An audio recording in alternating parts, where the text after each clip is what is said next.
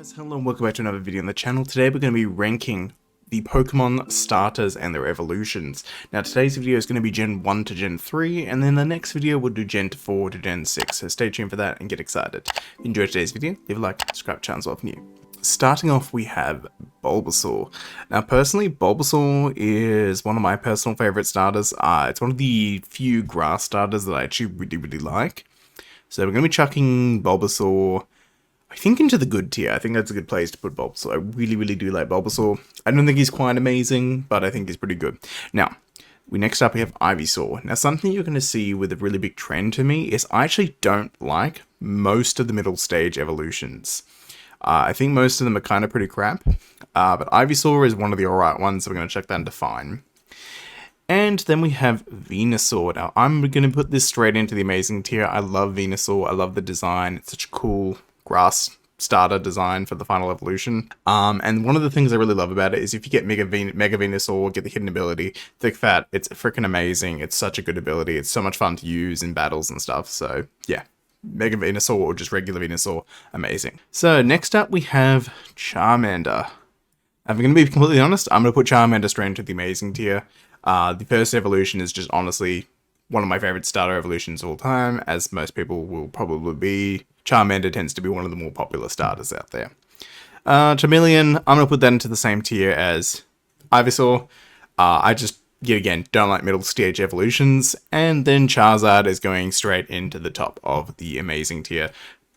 Come on, it's Charizard. Like, come on, guys. Next up we have Squirtle. Now, Squirtle is actually my personal favorite starter out of the 3 starters in Gen 1. I love Squirtle the most. I don't know, I just really like Squirtle's design. Wartortle, I think, is the best of the middle stage evolutions out of the 3 Gen 1 starters. So I'm going to put that one into the good tier. And then Blastoise, for me personally, is going right to the top. I love its design. And just in general, I think Blastoise is a really good evolution. You're going to notice a trend basically with Gen 1. Some of the Gen 1 stuff I place a little bit higher, and then every generation it's like a bit mix and match, like some will put up higher, some will put down lower. Now, this is where some spicy takes are going to happen. I think Chikorita is just fine. I'm not a very big fan of most of the grass type starters, as you're going to see as a trend going from here on forward. But I don't think Chikorita is very fine. Now, if I'm being completely honest, I might get a lot of hate for what I just did there. I absolutely hate Chikorita's evolutions. I think they look stupid. I think they look derpy and dumb.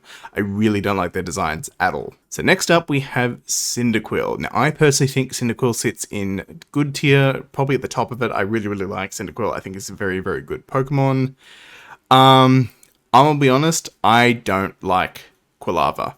And the reason for that is I feel like it's literally just Cyndaquil, but bigger, and it's just a really weird middle evolution. It doesn't really change anything on the design, but it's also not very good. Anyways, and I'm going to put Typhlosion right at the top of good tier. I think Typhlosion's very good in terms of design. I like the Pokemon, I like the way it plays. I think it's a very fun Pokemon overall. Totodile. I think Totodile is good. I think it's in the good tier. I do not like its middle stage evolution at all. I think it's kind of gross. I think it's like, I can't remember its name. I hate it. I hate this evolution. I never, ever choose Totodile because of this evolution. Just because I love the only part about Totodile's line I like is the starting evolution. The other 2 I actually don't like that much. The final evolution is a little bit better, but honestly, it's not much better. I don't know. It's just kind of ugly. It looks kind of cool, I suppose, but it's just not my personal preference in any way, shape, or form. Okay, so that's Gen 2 done. Let's get started on Gen 3. So, Trico is a little bit difficult for me. I'm kind of indifferent on the whole Trico line. I don't think Sceptile looks very good. The evolution I actually like the most is probably Grovyle, so I'm probably going to put Trico in just no, Grovyle into fine, because I think it's the best designed of the 3. And I'm going to be honest, probably going to put Sceptile in ew. I actually don't like Sceptile's design. I think it looks kind of stupid. Sceptile and Trico, the Trico line is a pretty good line of Pokemon to use in battles, so I do like it for that. But the overall designs, I just kind of like, eh. Not my personal preference. Torchic. I think Torchic goes into fine. I think it's pretty cute. I think it's an adorable Pokemon, and I think it's probably one of my favorite fire starters. One of 3 of my favorite fire starters, probably. So we'll probably put that into there. I think it's a pretty good Pokemon overall, and I do quite like it a lot. Combusken, I'm gonna put that into the just no. I don't think it's a very. I think design it's unique. That there's quite a bit of a significant change between the two, but I just kind of don't like it.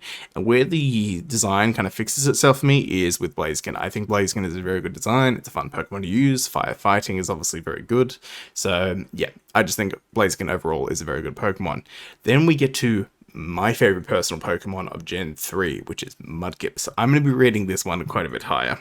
So, Mudkip, in my opinion, the evolution goes straight into amazing. I love this thing. It is adorable as shit. It's cute. It's fun Pokemon to use. Water type Pokemon are just good in general. And yeah, but its middle stage evolution, I do not like. I actually think it's very ugly. It kind of ruins the design a little bit. And it's just one thing in particular. It's the eyes. I don't know what it is with the eyes, but it just completely ruins the design. It just doesn't look right in my opinion. So I'm actually only going to be putting this one in you. But it fixes itself again with the final stage evolution, and I think that one deserves to go in amazing. I really, really like design. I really like the design of Swampert overall. And yeah, guys, that's how my tier list is kind of going so far. We'll continue in part 2 of this. We'll do Gen 4 all the way to Gen 6. And then the next video after that, we'll do Gen 7 to Gen 9. But as you can see, it kind of like goes like up like this. The only 2 Pokemon I really have down in U is like is these 2 right now. As you can see, I actually like a lot of the designs of the starters in this game, the Pokemon series in the first 3 gens.